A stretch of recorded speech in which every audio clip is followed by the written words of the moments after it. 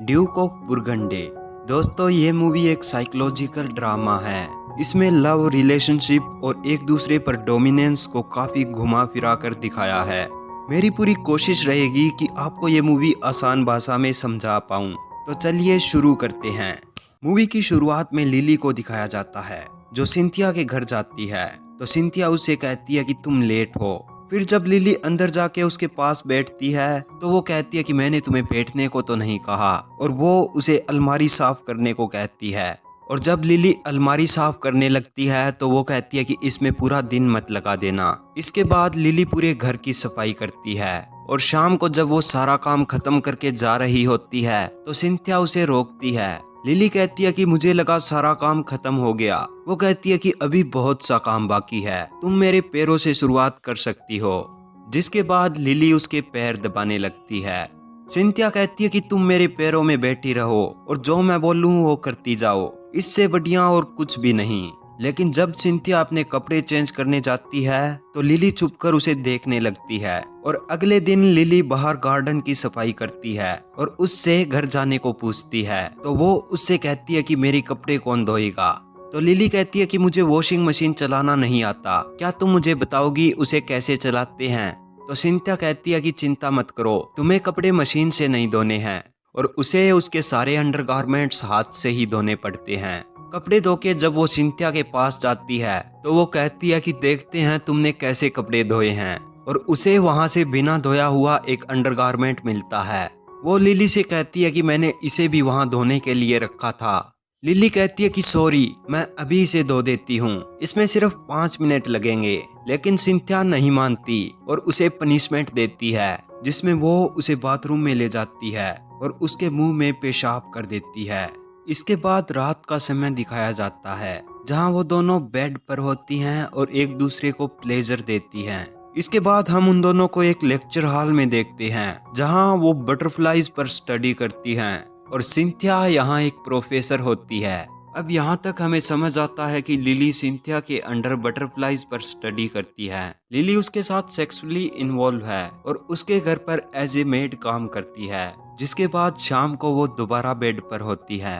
Lily कहती है कि जैसा मैंने सोचा था ये बिल्कुल वैसा ही है, ये बिल्कुल मेरे सपने जैसा है। I love you Cynthia. Next day lily फिर सिंथिया के घर आती है तो सिंथिया को दिखाया जाता है, जो लिली का एक लेटर पढ़ रही थी, जो लिली ने उसके लिए लिखा था, जिसमें उसने कुछ इंस्ट्रक्शन लिखी होती है, जैसे कि जब मैं घर पे आऊं तो दरवाजे को 5 मिनट से पहले मत खोलना, और तुम्हें वो ब्लैक विग पहननी है जो मैं तुम्हारे लिए लाई थी। इसके बाद पहले दिन की तरह वो उसे बैठने से मना करती है और अलमारी साफ करने को कहती है। जिसके बाद वो उसे अपने बूट पॉलिश करने को देती है, लेकिन लिली जानबूझकर वहां आराम से बैठ जाती है। ये देखकर सिंथिया फिर से उसे पनिश करती है। जिसके बाद वो दोनों एक साथ कुछ क्वालिटी टाइम स्पेंड करती है और एक दूसरे को प्लेजर भी देती हैं। लिली शाम को उसके लिए एक बुक भी रीड करती है और दोनों एक साथ सो जाती हैं। और अगले दिन सिंथिया लिली को प्लेजर देती है। वो कहती है कि कुछ बोलो,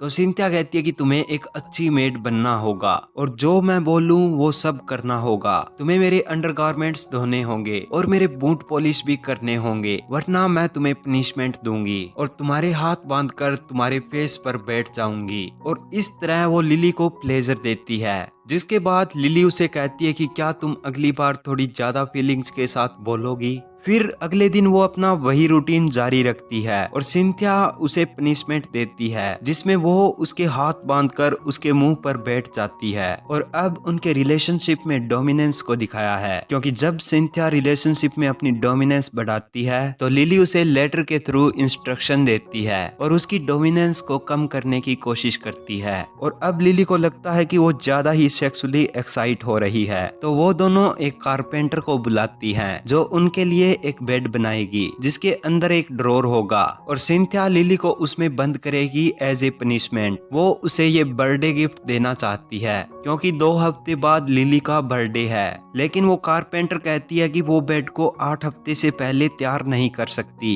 ये सुनकर लिली काफी दुखी हो जाती है और अपना बर्थडे गिफ्ट रिफ्यूज कर देती है। जिसके बाद वो एक वुडन बॉक्स को चुनती है जिसमें सिंथिया उसे पनिश कर सके, और उस बॉक्स को रूम में लाते समय सिंथिया की कमर में झटका लग जाता है। जिसके बाद अगले दिन वो अपना वही रूटीन जारी रखती है और अब पनिशमेंट में वो उसे उसी बॉक्स में बांध कर रखती है। और रात को लिली उसे पिनास्त्री पिनास्त्री कहकर बुलाती है, जो एक भद्दी सी बटरफ्लाई का नाम होता है। यानी कि अब लिली सिंथिया से नाराज होती है। और एक दिन जब सिंथिया बैठी होती है तो उसकी कमर में फिर से दर्द होता है, और जब वो लिली को कमर दबाने को कहती है तो वो उसकी ड्रेस पर कमेंट करती है और वहाँ से चली जाती है। अगले दिन जब सिंथिया उसे लाइब्रेरी में जाने को पूछती है तो वो उसे मना कर देती है और कहती है कि मैं बहुत थक गई हूँ, मुझे नहीं जाना। और रात को जब वो दोनों साथ होती है तो लिली उसकी कमर की मालिश करती है। सिंथिया कहती है कि शायद मैं अब बूढ़ी हो गई हूँ,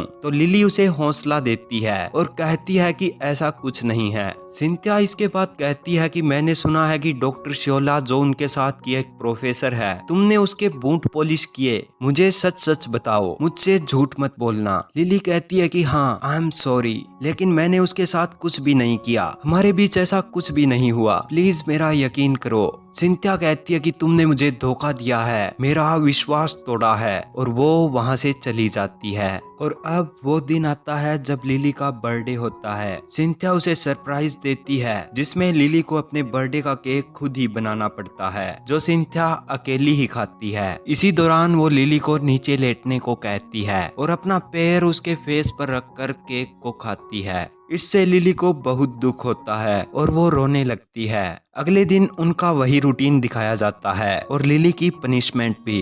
लेकिन अब सिंथिया लिली से अलग होने के एहसास से टूट सी जाती है, क्योंकि लिली का बिहेवियर भी बिल्कुल बदल सा जाता है। अब लिली अगली सुबह आती है और सिंथिया को अपने फेस पर बैठने को कहती है, लेकिन सिंथिया को हम देख पाते हैं जैसे वो बिल्कुल टूट सी गई है। जिसके बाद उनकी वो बटरफ्लाई वाली क्लासेस सर्दियों के लिए बंद हो जाती है। इसके बाद वो दोनों अपना वही रूटीन फॉलो करती है, जिसमें एक दिन लिली कहती है कि मैंने सारे अंडरगारमेंट्स धो दिए हैं। जिसके बाद सिंथिया एक अंडरगारमेंट उठाकर लाती है और कहती है कि ये कैसे बच गया। लिली रूडली कहती है कि मैं अभी इसे धो दूंगी। उसका बिहेवियर बिल्कुल अलग सा होता है। जिसके बाद सिंथिया रोने लगती है और लिली से कहती है कि प्लीज मुझे छोड़कर मत जाना, मैं तुम्हारे बिना नहीं रह सकती। लिली भी रोने लगती है और कहती है कि मैं तुम्हें छोड़कर कैसे जा सकती हूँ, आई लव यू। और दोनों आपस में गले लगकर रोने लगती हैं। और इसके बाद दिखाया जाता है कि वो दोनों उस बॉक्स को जिसमें वो लिली को पनिश किया करती थी